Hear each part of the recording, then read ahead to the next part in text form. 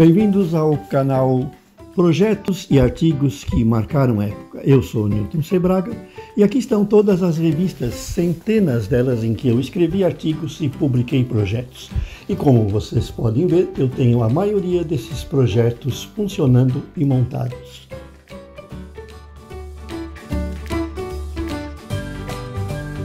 Escolhemos como destaque para o circuito que marcou a época de hoje, desse nosso vídeo, um projeto que saiu na revista eletrônica Total número 41 de fevereiro de 1992.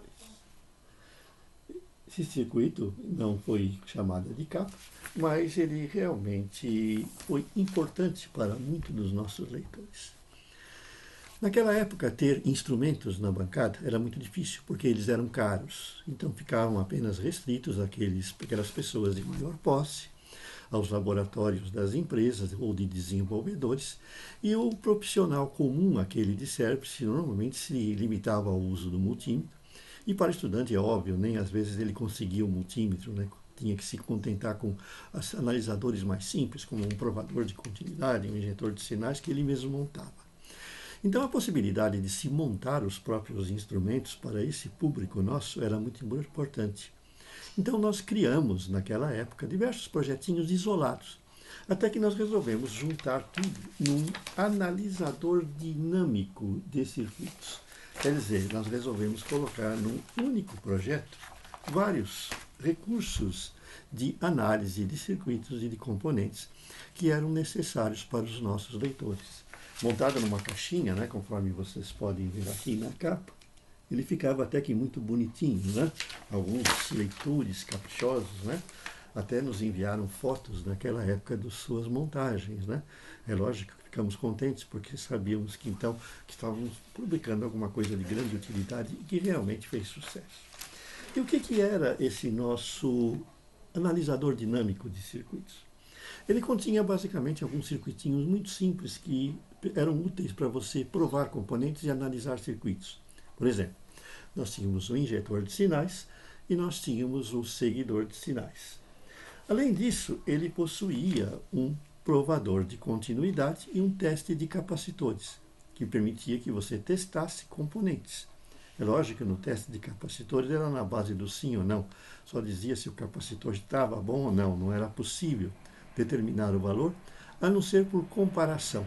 E como é que era essa comparação? Você testava, colocava o seu capacitor lá, ele emitia um som. Então você procurava no seu estoque de capacitores com valores marcados um que produzisse um som mais ou menos parecido, quer dizer, igual.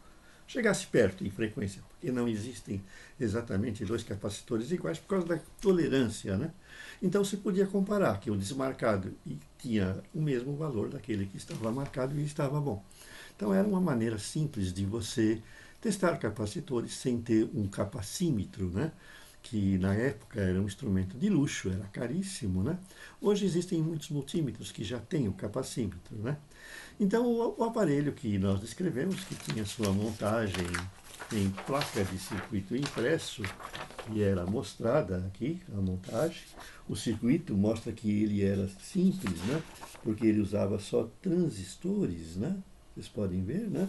Então, a maioria dos leitores que eram hobbyistas da eletrônica, que estavam começando, mesmo alguns profissionais que não tinham esse recurso na sua oficina, montaram esse analisador dinâmico de circuitos que nós publicamos lá naqueles anos do passado e que fez bastante sucesso. Esse foi mais um dos nossos circuitos que marcaram época. Vocês têm o link para o artigo original. Ele pode ser montado ainda hoje para você, maker, né? Que gosta lá de montar mesmo seus projetos, mesmo com microcontroladores. Por que não? Ele pode analisar os componentes usados, eles podem analisar os componentes eventualmente de um shield, testar aqueles componentes que você vai usar nas aplicações, tudo isso de uma maneira simples. Deixe o seu like e inscrevam-se no nosso canal e até o próximo.